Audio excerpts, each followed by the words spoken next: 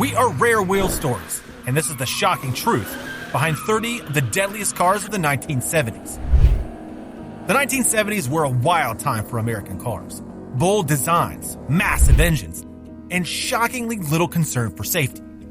Beneath the chrome and horsepower lurked hidden dangers, deadly defects, poor crash protection, and design flaws that turned minor accidents into fatal tragedies. Today, I am counting down the 30 most dangerous U.S. passenger cars of the 1970s. Vehicles that looked great, but drove on a razor's edge. Number 30, the 1974 AMC Matador Coupe. In an era full of experimental styling, the 1974 AMC Matador Coupe stood out, though not necessarily in a good way. Nicknamed the Flying Fishbowl for its odd, bubble-like greenhouse and sweeping C-pillars, the car looked futuristic, but drove like a relic.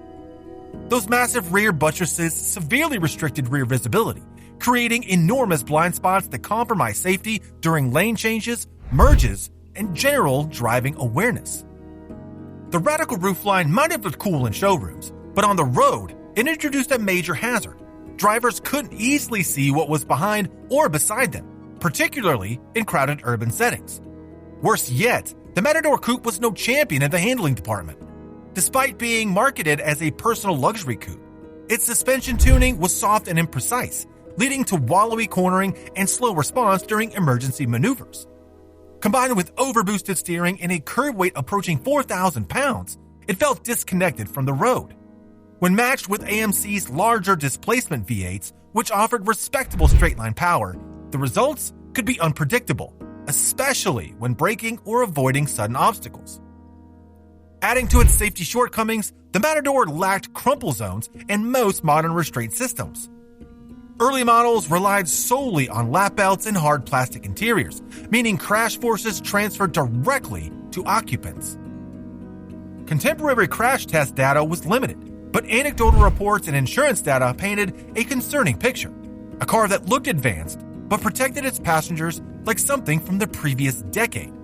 In short, the 1974 AMC Matador Coupe prioritized aesthetics over engineering substance. In doing so, it delivered a uniquely risky driving experience where visibility was limited, handling was sluggish, and accident avoidance, already difficult, was often too little, too late.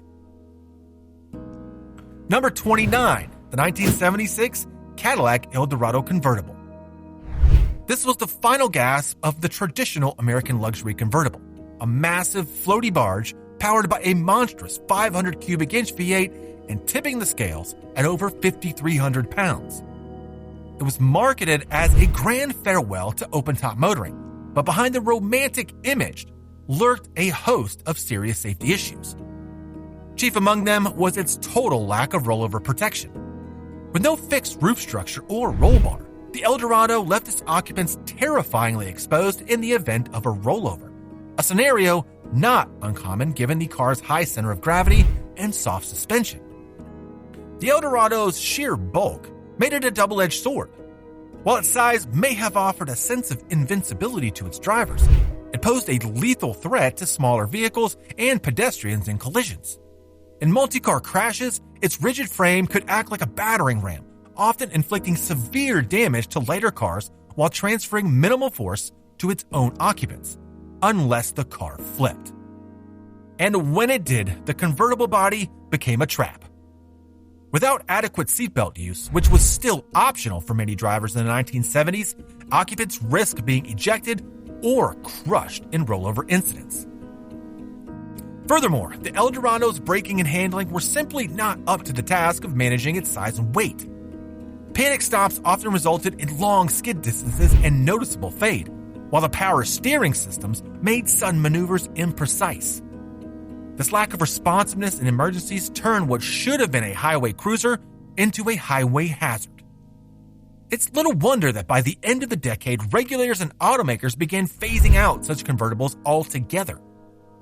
The 1976 Eldorado was the end of an era, but it also symbolized how far behind the curve luxury cars had fallen in terms of occupant safety.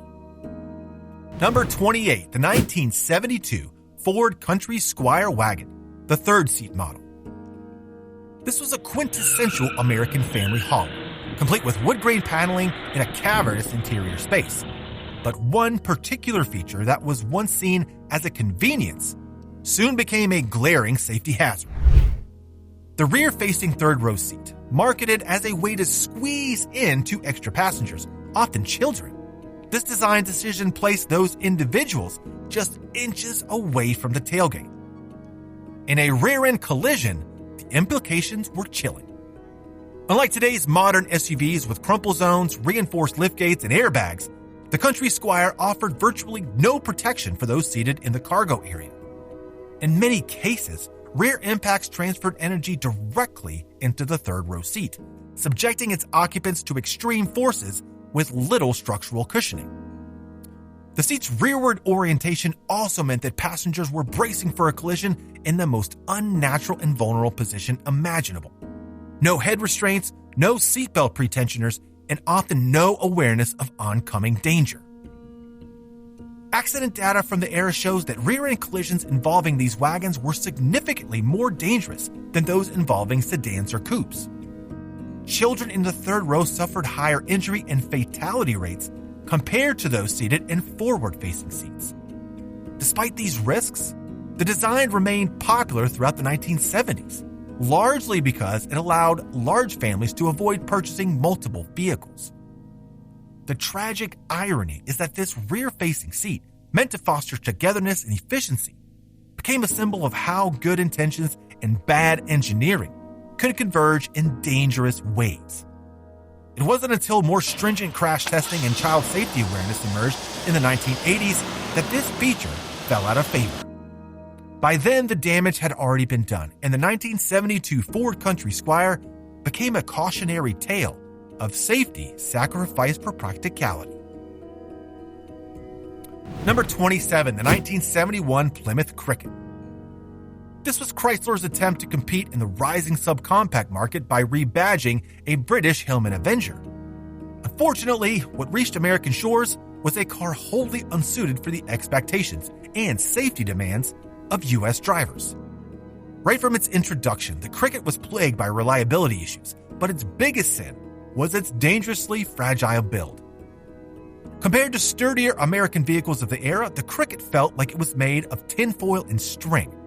Its thin doors, poorly braced cabin structure, and minimal crumple protection meant that even moderate crashes could result in catastrophic deformation of the passenger compartment.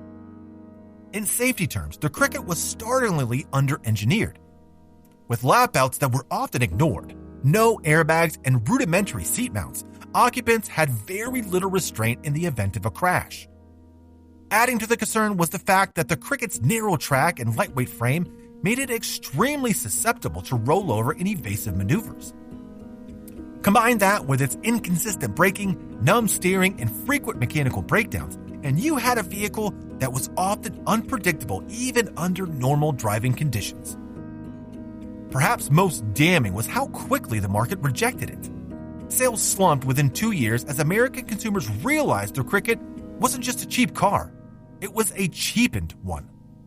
It lacked the durability needed to survive American roads, and the safety engineering simply wasn't there. Crash data from the early 1970s indicated that subcompacts like the Cricket carried significantly higher injury and fatality rates, especially in multi-vehicle collisions.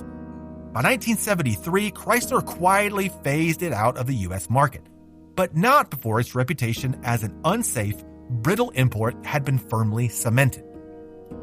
The Plymouth Cricket wasn't just forgettable, it was genuinely hazardous. Number 26, the 1971 AMC Javelin AMX. At first glance, it looked like a legitimate contender in the muscle car wars. With aggressive styling, a long hood, and potent V8 options like the 401 cubic inch engine producing over 330 horsepower, it had the performance credentials. But beneath its bold exterior lay a dangerous truth. The Javelin AMX was a high-powered machine built on an aging platform with minimal regard for safety. Like many early 70s muscle cars, it was designed for speed, not survivability. The chassis couldn't keep up with the power, and its limited suspension refinement made handling at high speeds a gamble.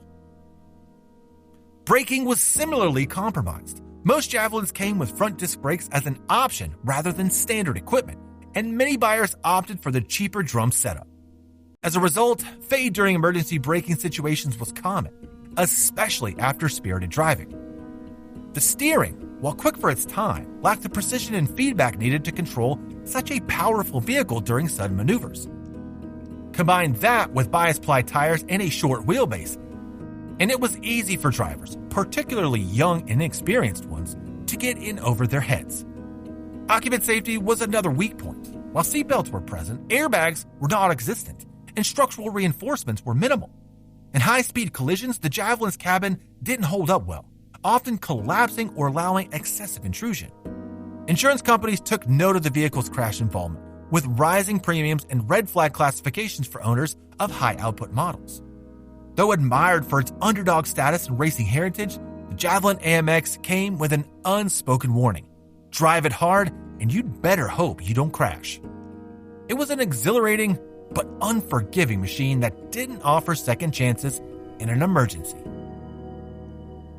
Number 25, the 1970 Ford LTD with the C6 automatic transmission. On the surface, it was everything a big American sedan was meant to be. Comfortable, spacious, and powered by a lazy but powerful V8. It was a popular choice among families and older buyers looking for quiet, confident cruising. But lurking within its drivetrain was a subtle and deadly defect, one that wouldn't fully come to light until it had claimed dozens of lives. The problem lay in Ford's C6 automatic transmission, which had a fatal quirk. Under certain conditions, it could slip out of park and into reverse without warning, even if the gear selector appeared to be securely engaged. This flaw led to a horrifying phenomenon. LTDs and other affected Ford models would sometimes lurch backwards unexpectedly when left idling in park, causing rollaway incidents that injured or killed drivers, passengers, and bystanders. Between 1970 and 1980, the National Highway Traffic Safety Administration linked at least 88 deaths and over 1,700 accidents to this defect. Even more disturbing, internal Ford documents revealed the company was aware of the problem for years, but opted against a full recall, choosing instead to affix a small dashboard warning sticker. The rest of the LTD's safety profile didn't help its case. It had minimal crash protection compared to later full-size sedans, with only basic seatbelts and no structural reinforcements in the pillars or doors. Combine its immense size, vague steering, and overburdened brakes, and it was not a vehicle well-suited to emergency maneuvers. But it was the park-to-reverse defect that truly cemented its infamy. The Ford LTD wasn't just a product of outdated safety thinking. It was a rolling lawsuit, a car that could literally kill while standing still. It remains one of the most quietly dangerous vehicles of its time. Number 24, the 1970 Dodge Challenger RT. It was a muscle car in every sense of the word. Large, aggressive, and brutally powerful. With engine options that ranged from the 383 Magnum to the legendary 426 Hemi, this car could deliver exhilarating straight-line speed. But that performance came at a price. Like many early 70s muscle cars, the Challenger RT suffered from the mismatch between raw horsepower and antiquated chassis technology. While it looked like a race car, its suspension and brake systems were more suited to a family sedan of the 1960s. The car's weight distribution was heavily front biased due to the massive big block engines, leading to understeer at the limit and instability under hard braking. Most models were still equipped with drum brakes on all four corners, which were wholly inadequate for stopping a 2-ton missile at speed. Brake fade was a serious concern, especially during repeated or panic stops. To make matters worse, the steering was over-assisted and imprecise, making sudden maneuvers feel disconnected from the road. Inside, safety was equally lacking. Most Challengers came with only lap belts, and head restraints were minimal or absent. Crash protection was primitive. There was no side impact beams, no crumple zones, no meaningful energy absorption structures. A frontal crash in a Challenger often transferred the impact straight into the cabin. Insurance companies quickly recognized the danger. By 1971, premiums on cars like the Challenger RT had skyrocketed due to the frequency and severity of crashes involving young, aggressive drivers. The Challenger earned a reputation as a car that was easy to buy but hard to control. For all its bravado, it was a blunt instrument, thrilling to drive in a straight line, but terrifyingly unrefined in real-world traffic. In the wrong hands, it became a lethal weapon. Number 23, the 1970 Plymouth Cuda 426 Hemi. Especially in most extreme form with the 426 Hemi V8, it was a street-legal rocket that pushed the boundaries of what a production car could do. Packing over 425 horsepower, this short wheelbase muscle car was capable of blistering quarter-mile runs and intimidating acceleration. However, that power was saddled to a chassis that had not kept up with the engine's performance. The result? A car that was dangerously overpowered for its own good and for its typical buyer. The Cuda's handling characteristics were challenging even for experienced drivers. Its rear drive layout and soft steer suspension made it prone to fishtailing, especially under hard throttle. The combination of bias-ply tires and a live rear axle meant grip was limited and unpredictable. Sudden weight transfer during cornering could cause snap oversteer, and emergency maneuvers could easily result in loss of control. Braking was another sore spot.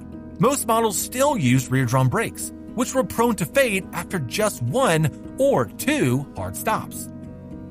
From a safety standpoint, the Cuda offered the bare minimum. There were no airbags, no traction control, and only basic seatbelts. Crash protection was minimal at best. The lightweight doors lacked reinforcement, and high-speed collisions often resulted in catastrophic intrusion into the cabin. The Cuda was fast, there's no debate there, but it offered little margin for error and virtually no forgiveness when something went wrong. It was marketed to a generation of young drivers hungry for speed, but without the experience or equipment to handle it safely. Accidents involving the Hemi Cuda were often severe, if not fatal. In the end, it was a case of too much power and too fragile a shell, and it became one of the most dangerous performance cars of its era. Number 22, the 1970 GTO, the Judge. This was a symbol of muscle car excess. With its 455 cubic inch V8 producing over 360 horsepower and pavement-scorching torque, it dominated the drag strip and the boulevard. But while the Judge looked aggressive and sounded menacing, it was built with the safety priorities of a bygone era. Like its GM A-body siblings, it featured a basic body-on-frame construction with minimal energy-absorbing design. This was an era before crumple zones and reinforced passenger compartments became standard, which meant crash forces were often transmitted directly to the cabin and its occupants. The Judge's massive engine made it brutally fast in a straight line, but its handling and braking were far from modern. With a heavy nose and rear drum brakes, stopping distances were long, and stability during hard braking was questionable. Suspension tuning was aimed more at straight-line launches than cornering agility. That made the car unpredictable in evasive maneuvers and dangerously unforgiving at high speeds. Safety features inside were equally outdated. Many early GTOs still only used lap belts, and high-backed bucket seats without headrests offered little protection in rear-end collisions. Side impact protection was essentially non-existent. With so much power under the hood and so little control in the chassis, even minor miscalculations could, and often did, end in violent crashes. By 1972, insurance companies had begun levying stiff surcharges on cars like the GTO due to their high crash involvement and claim rates. As much as the Judge represented a peak in muscle car performance, it also exemplified Detroit's lag in occupant safety. For a generation of young drivers tempted by speed and styling, it often proved to be a dangerous and sometimes fatal ride. The GTO Judge delivered on thrills, but demanded a steep price when things went wrong. Number 21, the 1970 Chevrolet Chevelle SS454. It's a legend among muscle cars, revered for its raw power and street dominance. Under the hood of the SS454 model lurked the formidable LS6 V8, churning out 450 horsepower and 500 pounds of torque. making it one of the most powerful production cars of its time. But for all its brute force, the Chevelle SS was fundamentally unbalanced. It had too much speed for its own chassis, and its safety systems were woefully underdeveloped for a car capable of reaching 100 miles per hour in under 14 seconds. The problem began with its outdated suspension and braking systems. While front disc brakes were optional, many Chevelles left the factory with all-drum setups that suffered severe fade under repeated use. On top of that, the car's soft suspension tuning led to excessive body roll, poor road feel, and unpredictable handling in emergency maneuvers. At high speeds, the SS454 felt floaty and disconnected, dangerous traits for a vehicle capable of such explosive acceleration. Inside, the safety features were no more reassuring. There were no airbags, no anti-lock braking, and lap belts were often the only restraint. Structural integrity in crashes was primitive, with minimal protection against side impacts or roof crush. In real-world collisions, particularly involving young drivers pushing the car's limits, the results were often catastrophic. As insurance premiums on high-horsepower vehicles skyrocketed, the SS454 was singled out for its high accident rate.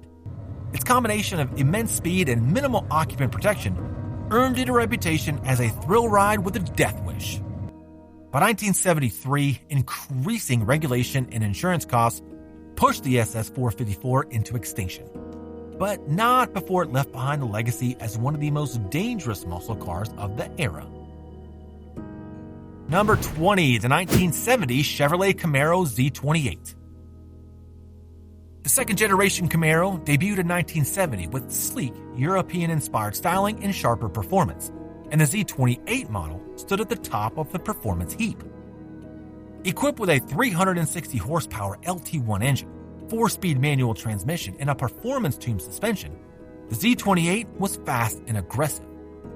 But like its muscle car peers, it suffered from a lack of safety engineering that made its power a liability. The Z28 was a lightweight, rear-wheel drive coupe without traction control, stability management, or anything resembling modern driver aids. Bias-ply tires offered poor grip, especially in wet conditions, and the car's rear end could step out unpredictably under throttle. Many Z28s came with only manual steering and brakes, and even those equipped with power assist still had long stopping distances. Emergency handling, especially for inexperienced drivers, was difficult at best and deadly at worst. Inside the car, safety was more aesthetic than functional. Shoulder belts were still a novelty, and airbags were non-existent. The dashboard and interior were designed for performance looks, not crash absorption. During collisions, cabin intrusion was a serious risk, and rollovers offered virtually no protection, particularly in early models that lacked reinforced roof pillars. Perhaps most telling is the modern legacy of the Camaro in crash data. IIHS studies over the decades have consistently found Camaros, particularly higher performance models, to have elevated driver fatality rates, reinforcing that the car's sleek looks and reputation often led to aggressive driving without the necessary safety net. In the 1970s Z28, this balance tipped dangerously out of favor. It was a car that begged to be driven fast but punished mistakes mercilessly. For many owners, that blend of temptation and fragility turned this muscle icon into a tragic example of speed over safety. Number 19, the 1969 Mercury Cyclone Spoiler. It was built as a NASCAR homologation special, designed to go fast, not to keep its passengers alive in a crash. It featured a long aerodynamic front end with an extended slope nose that was ideal for slicing through air on oval tracks. On public roads, however, that same nose introduced real hazards. In frontal collisions, the sharply tapered front clip could underride trailer bumpers and structures, making it a potential impalement risk. With limited crush space, the energy from impacts was transferred straight into the passenger compartment.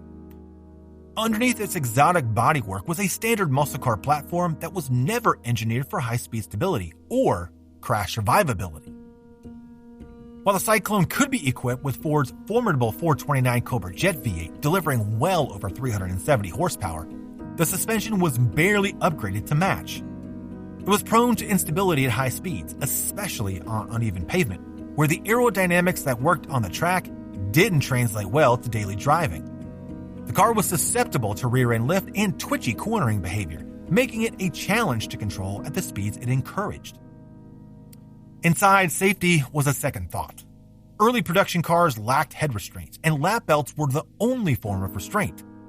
With a focus on performance and minimal concern for passenger safety, the Cyclone spoiler was essentially a race car in disguise, unleashed to public roads.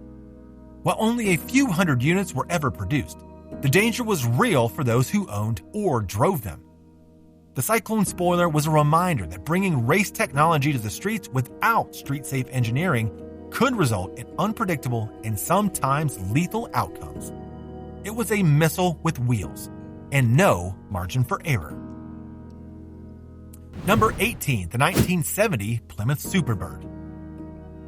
It is one of the most recognizable cars of the muscle era, thanks to its towering rear wing and elongated pointed nose cone. Designed for NASCAR homologation, the Superbird was purpose-built for high-speed oval racing. But when it hit public roads, the race-bred design introduced a host of real-world hazards. The car's massive front overhang, while ideal for reducing drag on the track, was vulnerable in urban environments, especially in front-end collisions, where the fiberglass nose offered little resistance and could shatter or spear into other vehicles. Despite its bold looks, the Superbird was unwieldy at lower speeds.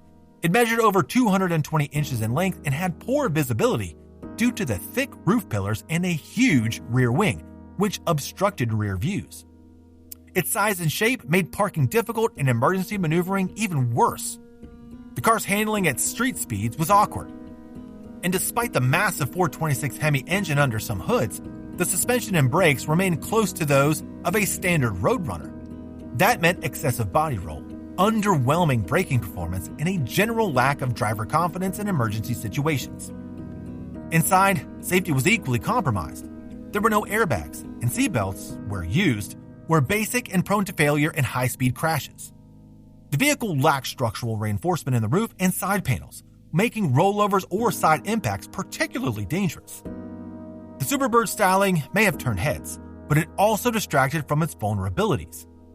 While only about 1,920 units were sold, the car's daring aerodynamic experiment came at the expense of real-world safety. In the wrong hands, it was a high-speed liability. The Superbird may be a collector's dream today, but back then, it was a street-legal race car with far more wing than wisdom. Number 17, the 1970 Dodge Charger RT. By 1970, the Dodge Charger RT had already established itself as an icon of power and rebellion, thanks in part to movies like Bullitt and later television fame in The Dukes of Hazzard. But beneath its sleek fastback silhouette and aggressive grille lay a vehicle built for straight-line dominance, not survival. Equipped with engines like the 440 Magnum or the legendary 426 Hemi, the Charger RT could roar past nearly anything on the road, but its performance was dangerously out of sync with its primitive safety systems.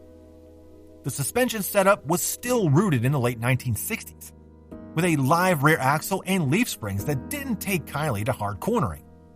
Braking was just as questionable. Front disc brakes were optional, not standard, and rear drums were a given. This left the heavy, nose-heavy Charger with long stopping distances and a tendency to lock wheels under duress. Bias-ply tires only added to the unpredictability. For a car capable of such ferocious speeds, it was under-braked, under-tired, and far too heavy for its own safety. Inside the cabin, early models retained rigid steering columns, and many still lacked head restraints, meaning frontal impacts often led to deadly outcomes. Seatbelts were present but rudimentary, and the lack of crumple zones meant collision forces went straight into the cabin. Despite its popularity, the Charger RT became known for being difficult to handle at the limit and unforgiving in a crash. While it's fondly remembered today as a symbol of muscle car glory, the 1970 Charger RT was a safety nightmare for inexperienced drivers. Its brute force and lack of structural protection made it especially deadly in high-speed crashes, and insurers were quick to categorize it as a high risk. It was a muscle car as a weapon, impressive, thrilling, and perilously dangerous. Number 16, the 1974 Torino Cobra. This looked like a mid-sized family car on steroids. And that wasn't far from the truth. With its aggressive fastback styling and bulging hood scoops, the Cobra packed Ford's biggest V8s, including the infamous 429 Cobra jet engine, which could propel it to 140 miles per hour. But while it had speed in abundance, it didn't have the stopping or cornering capabilities to match. Like many cars of the era, its focus was on power, not on preventing or surviving an accident. Most Torinos came with drum brakes as standard, with front discs available only as an upgrade. Drivers who didn't opt for the discs found themselves battling significant brake fade and long stopping distances, especially after high-speed driving. The suspension setup was also a compromise, soft enough for a comfortable ride, but inadequate for handling the weight and speed of the Cobra. Emergency maneuvers often caused rear-end swing-out or understeer, making the car difficult to control under pressure. Safety features were limited and outdated. There were no crumple zones, and the steering column, though redesigned by federal regulation, could still cause injury in severe frontal impacts. Rollover protection was virtually non-existent, especially in fastback models. Side impact resistance was minimal, and high-speed collisions often saw significant cabin intrusion. What made the Torino Cobra particularly dangerous was how deceptive it was. It looked like a regular sedan with muscle upgrades, which attracted a wide range of drivers, including many who weren't prepared to handle its brutal acceleration. The result was a car that frequently ended up in accidents, often with tragic outcomes. The Cobra was fast and furious, but safety was clearly an afterthought.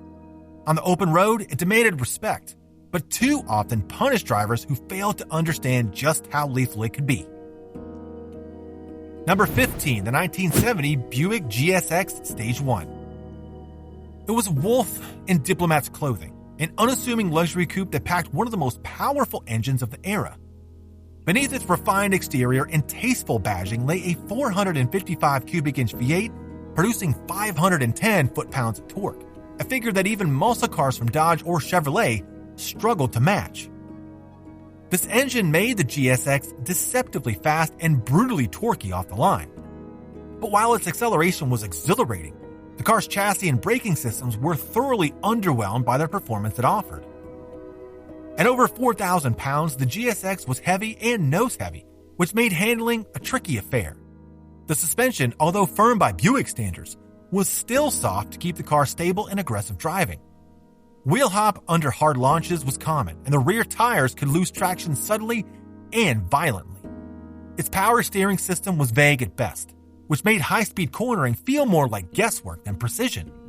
Even worse, most GSX models came with rear drum brakes and only optional front discs, resulting in long stopping distances and brake fade after minimal hard use. On the safety front, the GSX was stuck in the past. It had no airbags, minimal crash protection, and relied on lap belts as its primary restraint system. The structure was not designed to absorb impact energy effectively, so collisions frequently transferred force directly into the cabin.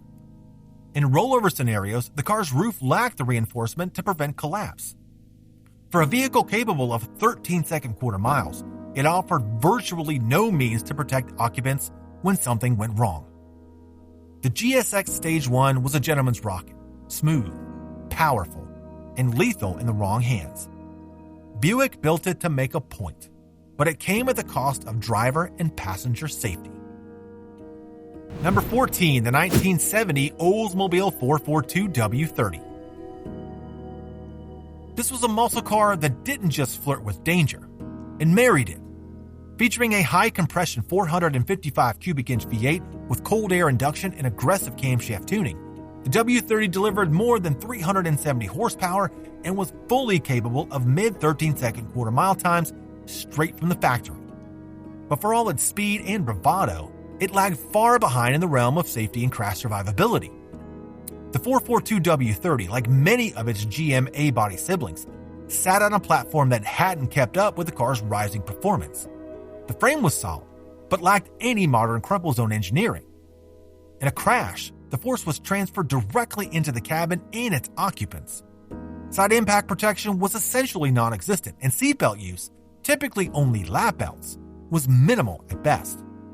Airbags were a decade away, and rollover protection in coupe and convertible models was virtually zero. The 442's narrow tires and rear drum brakes were woefully inadequate for a car with so much torque. High-speed braking caused fade quickly, and turning or correcting mid-acceleration could provoke axle hop or fishtailing. On twisty roads or in emergency situations, the car felt unpredictable and underdamped. This combination of high performance and poor handling often led to single-vehicle crashes, especially among younger drivers drawn to the 442's muscle car mystique. Federal safety mandates that came into effect in the early 70s eventually ended the golden age of cars like the 442. Rollover regulations in particular made its convertible versions untenable, but the danger had already been done. For a brief, brutal moment in 1970, the 442 W30 was a muscle car legend, and a grim reminder of just how little attention was paid to keeping drivers alive at the speeds these machines could reach. Number 13, the 1973 Pontiac Firebird Trans Am SD455. In an era when most muscle cars were being neutered by emissions regulations and rising insurance costs, the 1973 Pontiac Trans Am SD455 stood defiantly tall. Its Super Duty 455 cubic inch V8 was a hand-built beast, putting out as much torque as any street-legal car of the time. It was Pontiac's last hurrah before the muscle car collapse, and it was fast. But it was also dangerous in ways both familiar and unique to the breed. The SD455 Trans Am had power in spades, but it was saddled to the aging F-body platform, which hadn't seen a major redesign since 1970. That meant poor weight distribution, vague steering, and suspension that, while stiffer than most, still couldn't fully tame the car's mass and torque. Oversteer was common when the throttle was mashed, and the front-heavy layout led to understeer in high-speed corners. This imbalance made the car a handful in emergency maneuvers, where sharp inputs could quickly lead to loss of control. Safety features were sparse. Lap and shoulder belts were provided but rarely used, and there were no airbags or anti-lock brakes. The vehicle's structural rigidity was questionable, particularly inside impacts. The roof lacked rollover enforcement, and in violent crashes, the cabin could collapse or deform significantly. Even build quality was an issue. Some early SD engines suffered from internal failures, and various components weren't always up to the demands of the performance. Despite these flaws, the SD455 is now celebrated as a muscle car unicorn. But in its time, it was a volatile mix of speed, outdated safety engineering, and the underdeveloped handling. For those who drove it hard, and many did, it could be unforgiving. The 1973 Trans Am ASD 455 was the last breath of muscle excess, and it carried the same deadly potential as those that came before it. Number 12, the 1970 Mercury Cougar Eliminator. This was Mercury's high-performance response to the Mustang Mach-1, a muscle-bound luxury coupe that blended big horsepower with upscale touches. Under the hood, buyers could opt for the fearsome V8s like the 428 Cobra Jet or the extremely rare Boss 429, offering acceleration on par with the era's top-tier muscle cars. But as was common at the time, all that speed came wrapped in a body with little thought to what would happen if things went wrong. The Eliminator looked refined, but when pushed to its limits, it was as dangerous as any stripped-down street car. Structurally, the Cougar shared its bones with a Mustang, including the infamous rear-mounted gas tank that formed the floor of the trunk. The design meant that in a rear-end collision, fuel could be propelled into the cabin, especially if the tank was punctured. The lack of a proper barrier between passengers and fuel led to a number of fire-related injuries and deaths in Mustangs and Cougars alike. While later models would see incremental safety improvements, the 1970 version still had its critical flaw. Inside, safety systems were virtually non-existent by modern standards. Most came with lap belts only, and the cabin's dashboard and steering column lacked collapsibility. Headrests were a luxury add-on, not standard.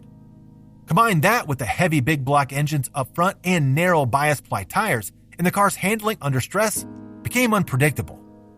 High-speed oversteer, nose-heavy understeer, and brake fade were all common complaints. While the Cougar Eliminator is a collector's price today, it was never built to protect its occupants. It was built for speed and style, often with lethal consequences. When driven hard, the Eliminator could be a fast track to disaster, wrapped in chrome and painted stripes. Number 11, the 1976 Chevrolet Chevette. When it hit the market, it was hailed as GM's answer to the fuel crisis, a simple, affordable subcompact designed for efficiency. But what it delivered in MPG, it completely lacked in structural integrity and crash safety. At under 2,000 pounds, the Chevette was one of the lightest American cars of the decade, and in an era dominated by massive sedans and full-size trucks, that lightness translated into extreme vulnerability in crashes. The Chevette's safety engineering was bare bones at best. Its small footprint meant minimal crumple zones, and rear passengers were mere inches from the hatch, offering little protection in rear-end collisions. Side impact protection was virtually non-existent, and door intrusion during crashes was a documented issue. Even frontal impacts proved deadly, as the Chevette's slim front end left little buffer between the engine and passenger compartment. In multiple crash tests, the Chevette exhibited severe cabin deformation, particularly when hit by a larger vehicle. Inside features like seatbelt reminders and padded dashboards were often optional or missing entirely on early models. Head restraints were tiny or absent, and lap belts were the only form of restraint in many units. Add in its high center of gravity and narrow track, and the Chevette became a rollover risk in emergency maneuvers. The Highway Lost Data Institute and other insurance studies from the late 70s and early 80s consistently ranked the Chevette among the most dangerous cars for injury claims. It was especially deadly in collisions with full-size vehicles, where the difference in mass resulted in overwhelming forces. Though it sold well due to its low price, the Chevette came at a hidden cost, dramatically elevated risk to its occupants in nearly every type of crash scenario. Number 10, the 1976 Plymouth Arrow. It was marketed as a stylish, sporty economy car, a joint venture between Chrysler and Mitsubishi aimed at younger buyers looking for affordability and flair. But beneath its sharp design and nimble handling lay a troubling truth. The Arrow was one of the least crash-worthy vehicles of the late 1970s. According to data compiled by the Highway Lost Data Institute, the Arrow consistently ranked among the worst vehicles for injury and fatality rates, especially in multi-vehicle collisions. The reason was simple: structural weakness. The Arrow's safety cage was insufficiently reinforced, and in serious accidents, the passenger compartment often collapsed, increasing the risk of injury or death. The thin metal construction and lack of impact-absorbing crumple zones left little protection between occupants and the outside world. In frontal crashes, the nose crumpled too quickly, while side impacts routinely caused the door frames to buckle inward. Even basic safety features were lacking. Many Arrows had only lap belts, no head restraints, and steering columns that posed a serious hazard in frontal collisions. The braking system was primitive, and while the car's lightweight frame allowed for agile cornering, it also made it unstable at highway speeds. The car's small wheels and narrow stance made it especially susceptible to spinouts and rollovers. While it may have felt sporty at low speeds, the Arrow's lack of structural integrity turned it into a rolling death trap in real-world driving conditions. It failed to meet the evolving safety expectations of the era and became an example of how inexpensive design often came at the expense of occupant protection. Its stylish silhouette masked a grim reality. When the Arrow crashed, it often crumpled like a soda can, with fatal results. Number 9, the 1971 Dodge Colt. This marked Chrysler's first foray into the world of Japanese imports, rebadging Mitsubishi's compact Galant for the American market. Designed to be light, fuel-efficient, and affordable, the Colt was everything the era demanded, except safe. Weighing just over 2,000 pounds, it was one of the smallest sedans available, and the small footprint made it especially vulnerable in crashes with the much larger domestic cars that populated U.S. roads in the 1970s. Crashworthiness was minimal. The Colt's body structure lacked reinforcement in key areas, and its doors and roof pillars folded easily under crash stress. In side and rear end impacts, deformation of the cabin was common. There were no crumple zones or energy-absorbing structures. Collisions often resulted in the full force of the impact transferring directly to the occupants. Additionally, interior restraint systems were primitive. early models featured only lap belts and lacked padded dashboards, headrests, or collapsible steering columns. Perhaps most troubling was the vehicle's real-world crash data. Insurance reports and safety studies throughout the late 1970s revealed that subcompacts like the Colt had death rates several times higher than larger vehicles. The Colt, in particular, was identified as one of the worst-performing cars in terms of driver injury claims between 1977 and 1979. Even handling and stability weren't enough to compensate. The Colt's narrow track and short wheelbase made it agile but twitchy. At high speeds or in evasive maneuvers, it was prone to spinouts. And with weak brakes and limited grip from narrow tires, its crash avoidance capabilities were lacking. The 1971 Dodge Colt may have offered good gas mileage and urban maneuverability, but it came at the cost of structural fragility. In a collision, its lightweight build became its greatest liability, a risk many drivers didn't recognize until it was too late. Number 8, the 1976 Dodge Aspen. It was supposed to represent a new direction for Chrysler: modern, downsized, efficient.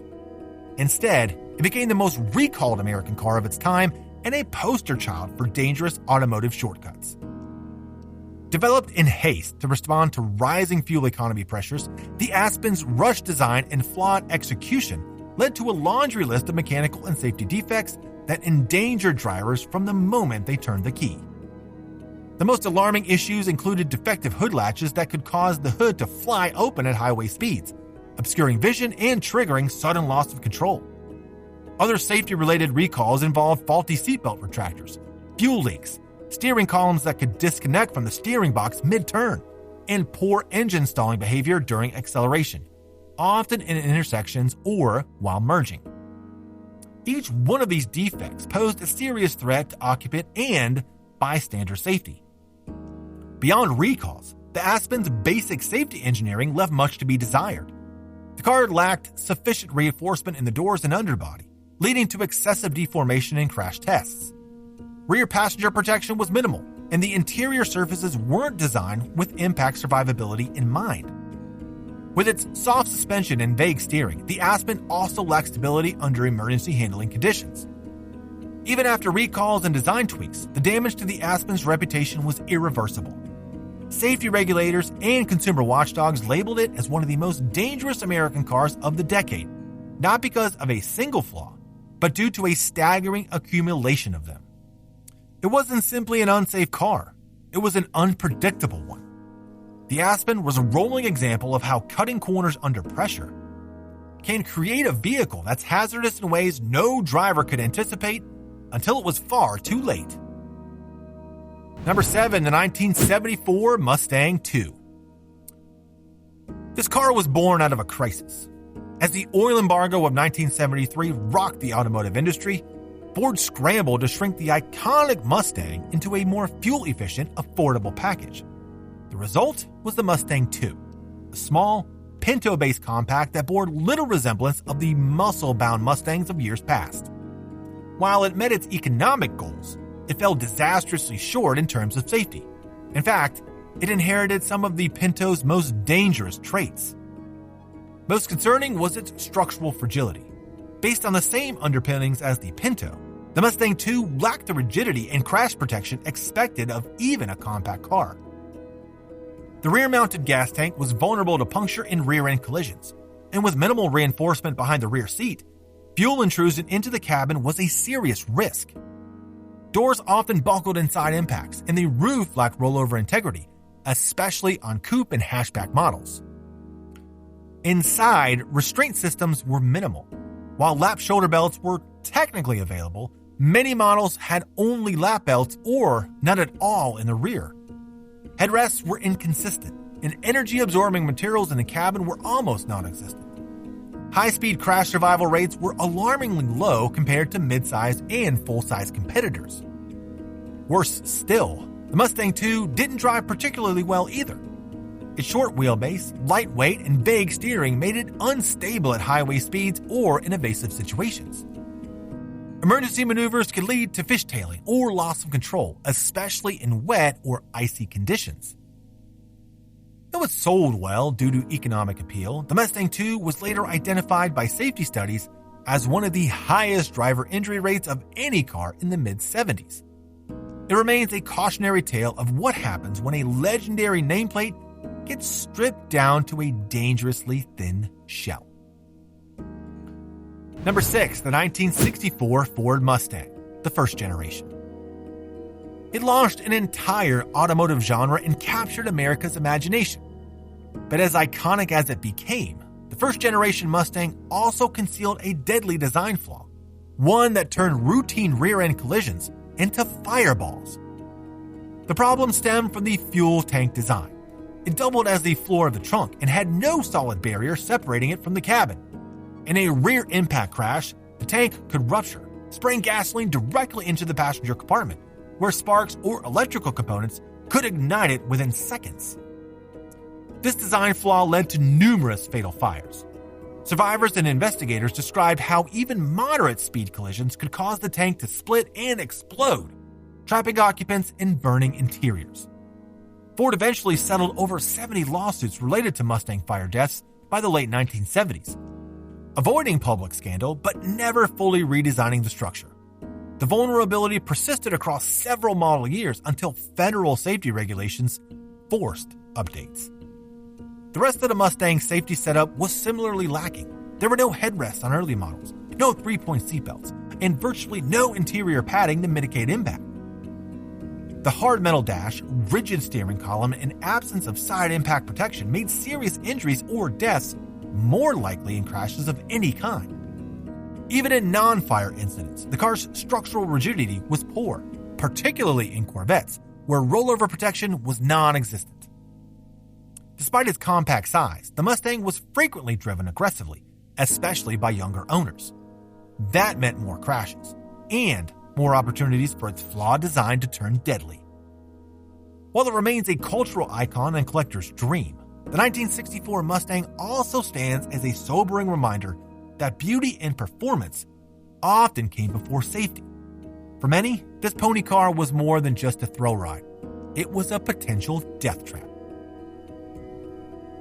Number 5, the 1970 AMC Gremlin. It was one of the quickest cars of the 1970s, and one of the most dangerous. Launched as a cut-down version of the AMC Hornet to compete in the emerging subcompact segment, the Gremlin's stubby, chop-tail design introduced some serious unintended safety consequences. Most notably, the vehicle's extremely short rear overhang left minimal crush space between the rear seat and the hatchback.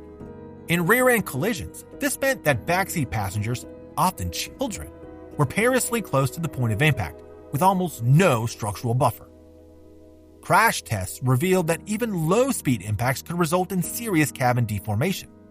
Unlike sedans with large trunks that helped absorb crash energy, the Gremlin's compact shape transferred much of that force directly into the seating area. Its side impact protection was minimal, and its doors often crumpled inward during crashes, especially at intersections. Rear doors weren't even available, meaning in an emergency, passengers had to exit through the front, which could prove fatal in a rollover or side collision. Handling also raised red flags. The Gremlin's short wheelbase, rear-wheel drive layout, and optional 6 or 8-cylinder engines meant that oversteer and spinouts were common. Coupled with bias-ply tires and primitive brakes, the car lacked the tools to recover from mistakes. Emergency maneuvering or high-speed corrections often ended with cars skidding out or flipping over. Though small cars inherently face challenges in multi-vehicle crashes, the Gremlin's design made it especially vulnerable. While it looked like a budget-friendly urban commuter, it hid significant structural compromises that endangered its occupants. For all its charm and character, the Gremlin became an unintentional symbol of how cost-cutting and unconventional styling could combine into a dangerously flawed vehicle. Number 4, the 1968 Chevrolet Corvette C3. This was one of the most iconic sports cars ever produced, but it also holds the dubious honor of having the highest driver fatality rate of any American car during the 1970s. According to data compiled by the National Highway Traffic Safety Administration and insurance industry studies, The C3 Corvette was involved in more fatal crashes per vehicle mile than any other car of its time, and the reasons why are chilling. First, the Corvette's fiberglass body, while innovative, provided almost no protection in a crash. Unlike steel-bodied cars, the Corvette's panels would shatter or shear apart on impact, offering little resistance to intrusion or compression forces. The chassis underneath lacked crumple zones or reinforced structural cages, meaning the cabin could deform catastrophically in high-speed collisions. Second, its performance capabilities far exceeded the average driver's ability to control them. With powerful engines ranging from the 327 to the 427 cubic inch V8s, the C3 Corvette could rocket to 60 miles per hour in under 6 seconds. But it came without modern traction control, ABS, or even reliable high-speed stability. The car's long hood and light rear end created a handling imbalance that was difficult to correct in sudden maneuvers. Inside, safety was virtually an afterthought. Early models lacked head restraints, and even with lap belts, the cabin layout with hard dash surfaces and a rigid steering column posed lethal risks in a frontal impact. The T-top roof design on many Corvettes offered little to no rollover protection, and convertibles were even more exposed. The result was a devastating combination: tremendous power, minimal occupant safety, and a tendency to be driven aggressively. The 1968 Corvette might have been a dream car, but for many, it turned into a nightmare, one that offered excitement at the wheel and unforgiving consequences in a crash. Number 3, the 1971 Chevrolet Vega. It was supposed to be GM's economy car savior: lightweight, affordable, and stylish. But what emerged instead was a textbook case of rushed development, poor quality control, and catastrophic safety flaws. At the center of its danger was its now infamous fuel system. In 1972, a recall revealed that engine backfires could rupture the Vega's fuel tank, resulting in sudden fires. At least 13 deaths were linked to rear-end crashes where fuel system failure led to deadly infernos. But the problems didn't stop there. Early Vegas suffered from rapid structural rust, some so severe that critical suspension components failed within just 2 years of use. Axial shaft separations were another concern, leading to wheels literally falling off mid-drive, often without warning. The under-engineered front subframe and unibody structure offered little crash protection, and in high-speed accidents, the cabin's integrity crumbled.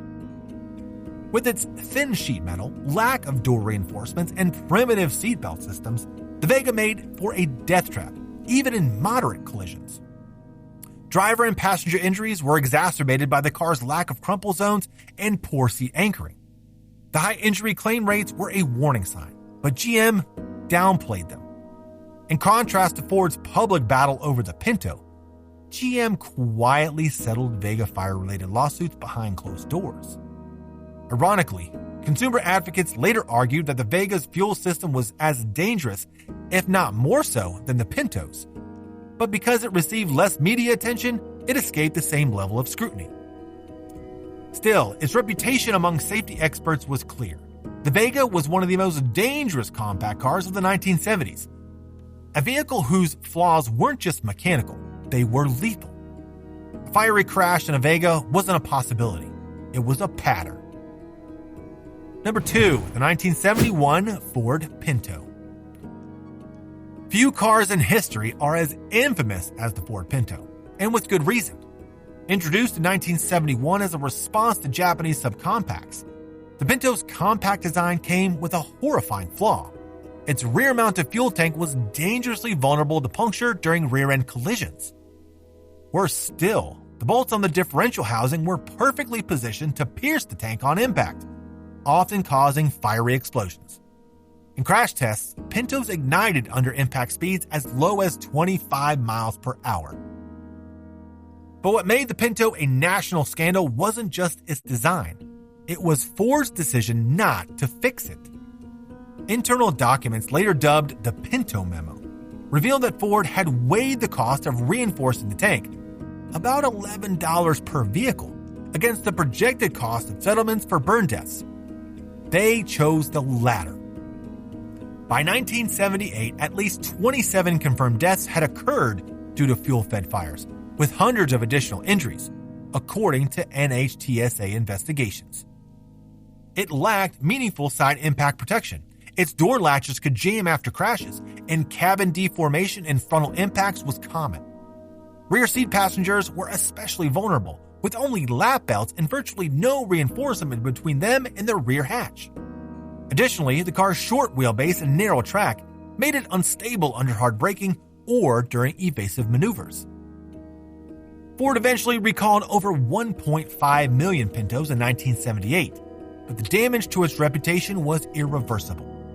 The Pinto became a symbol of corporate negligence and the price of cutting corners. Its legacy wasn't just bad publicity. It was scorched metal and lives lost.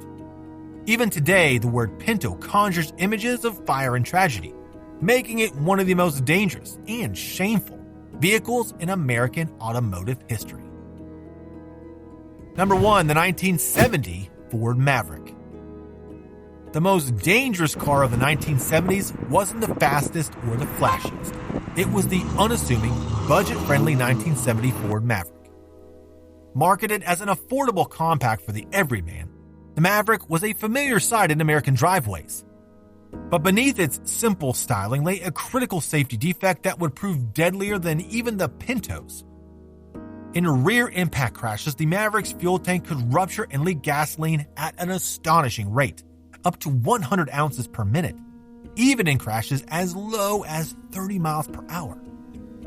By 1979, at least 31 deaths had been linked to Maverick fuel system fires, surpassing even the Pinto's death toll during the same period. Ford knew about the risk. Internal crash tests confirmed that the fuel tank and filler neck were dangerously exposed to damage. Yet the company delayed implementing any meaningful fixes, even after being warned by the NHTSA. Unlike the Pinto, which received national media attention, the Maverick's fires unfolded more quietly, making them all the more insidious. Beyond the fuel system, the Maverick was built on the aging Falcon platform, which lacked crash energy management. There were no side impact beams, no crumple zones, and early models didn't even offer 3-point seatbelts. Rear seat passengers sat just inches from the gas tank with little structural reinforcement. The car's handling was also unstable under duress, especially in models equipped with optional inline sixes or V8s that made the car front-heavy and prone to nosedive in emergency stops. The Ford Maverick's lethality was disguised by its plain appearance and low price. While families bought them in droves, few realized they were driving vehicles with explosive potential.